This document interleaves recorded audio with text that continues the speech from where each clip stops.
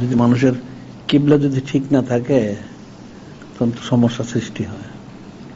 এই জন্য কিবলাটা ঠিক থাকতে হবে, আর এই কিবলার মধ্যে ইস্তেকামত থাকতে হবে।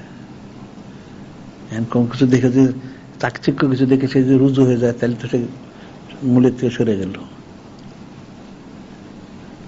আল্লাহ পাক তো অনেক পরীক্ষা করেন, ওনার হাবিব সাল্লাল্লাহু আলাইহি ওয়াসাল্লাম পরীক্ষা করেন।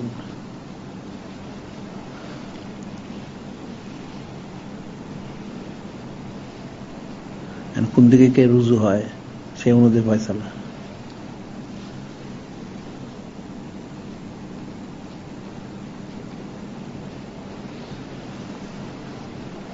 এমনি হযরত খিজির আলাইহিস সালাম তো অনেক আউলিয়া কেরামের কাছে ইয়ে করছেন, গেছেন।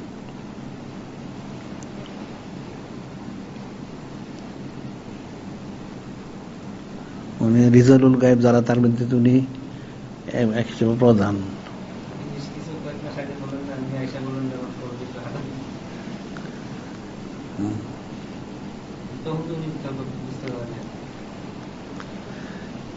সেইটা তো এখন উনি আসছে, হয়তো এটা অন্য কোনো ইয়ে থাকতে পারে, এখন পরে আসছে অন্য, এটা অন্য অবস্থা। করবে না, এটা আসলে একজনে নিয়ে আসছে